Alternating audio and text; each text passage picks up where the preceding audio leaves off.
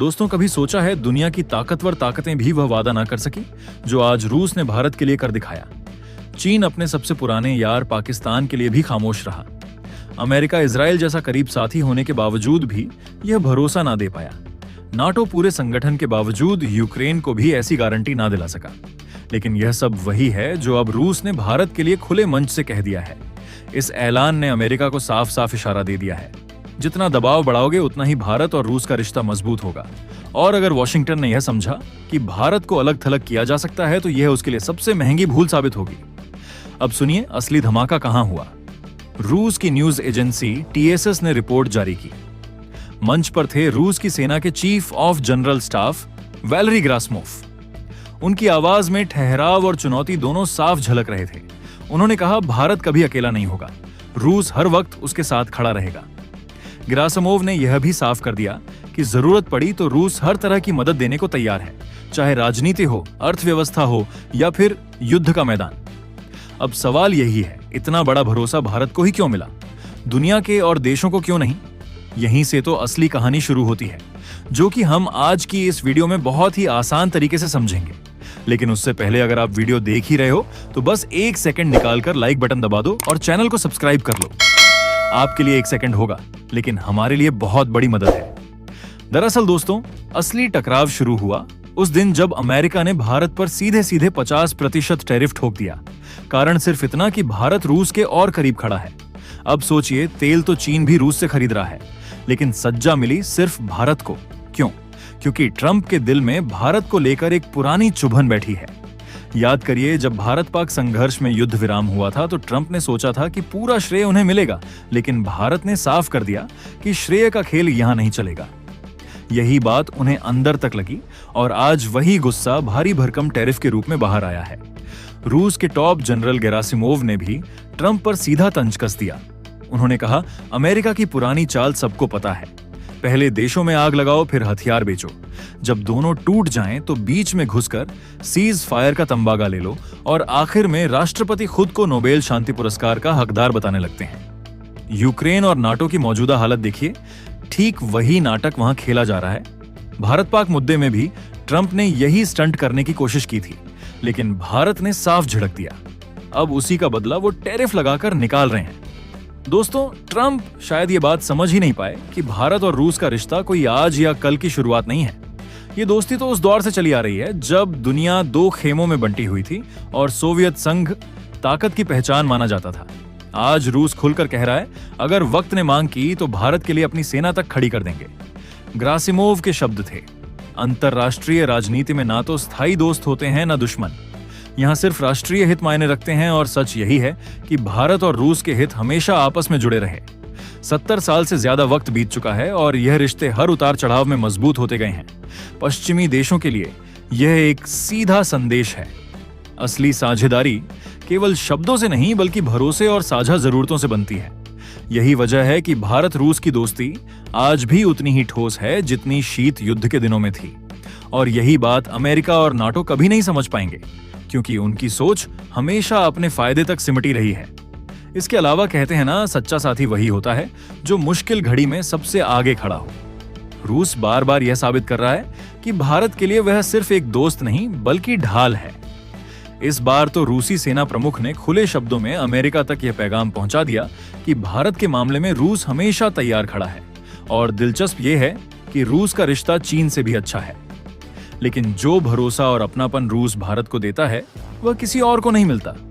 यही फर्क है दोस्ती और समझौते में। अब अमेरिका के दबाव पर रूस ने भी सीधी चोट कर दी।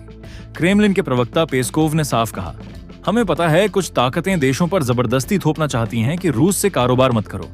यह धमकी है, मजबूरी है, लेकिन रूस ऐसे हथकंडों को कभी वैध नहीं मानता। मतलब साफ है दोस्तों, जब अमेरिका भारत पर आर्थिक हथियार चलाकर दबाव बनाना चाहता है तब रूस पूरे दम से भारत का हाथ थामे खड़ा है और दुनिया को दिखा रहा है कि यह रिश्ता किसी सौदे का नहीं, भरोसे का है। दोस्तों जी, हाल ही में अमेरिका ने अपने पुराने ढर्रे पर चलते हुए भारत पर 50% तक का टैरिफ ठोक दिया। वजह सिर्फ इतनी कि भारत रूसी तेल से पीछे हटने को तैयार नहीं था, लेकिन नई दिल्ली ने साफ कर दिया, हमारी नीतियां हमारे हित से तय होंगी, किसी दबाव से नहीं। इधर रूस ने भी दिखा दिया कि दोस्ती का मतलब सिर्फ बयान नहीं होता। वो भारत के साथ मजबूती से खड़ा रहा और इसी दौरान भारत सरकार ने भी बड़ा कदम उठाया।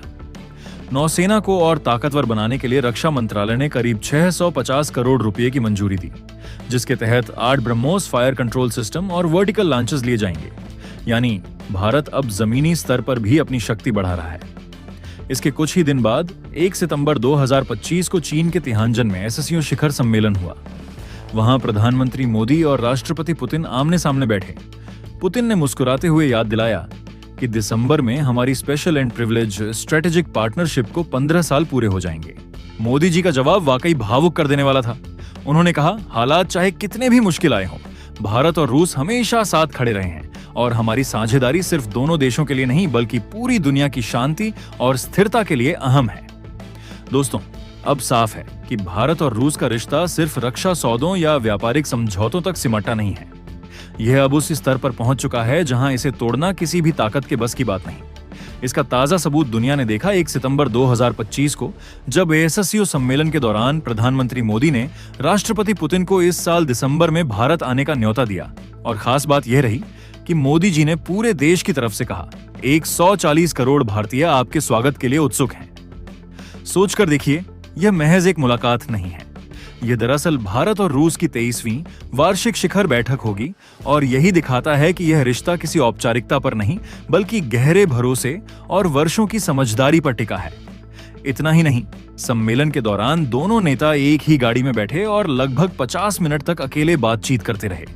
ये तस्वीर अपने आप में दुनिया को बता गई कि असली साझेदारी वही होती है जो दिल से जुड़ी हो। दोस्तों, अब जरा ध्यान दीजिए। रूस ने जब अपने general staff chief Valery Gerasimov को सामने लाकर बयान दिलवाया तो यह कोई मामूली बात नहीं थी। दरअसल ये एक सोची समझी चाल थी। गेरासिमोव रूस के सबसे सीनियर मिलिट्री कमांडर हैं, लेकिन दुनिया उनकी बातों को उतना भारी राजनीतिक बयान नहीं मानती जितना पुतिन के शब्दों को, और यहीं रूस ने गेम खेला। उन्होंने वही बातें कही जो पुतिन सीधे बोलते तो दुनिया में भूचाल आ जाता। अब गौर कीजिए, गेरासिमोव ने कहा, बस इतना कि रूस भारत जैसे देशों के साथ रिश्ते और मजबूत करना चाहता है। सुनने में सीधा साधा लगता है, लेकिन जैसे ही इसे अमेरिकी टैरिफ और भारत पर दबाव की कहानी से जोड़िए तो वही लाइन एक साधारण कूटनीति से बदलकर सुरक्षा गारंटी बन जाती है। मतलब साफ है, अमेरिका दबाव डालेगा तो रूस सामने खड़ा होगा। यहाँ खेल सिर्फ पॉलिसी का नहीं है, जनता की भावनाओं का भी है।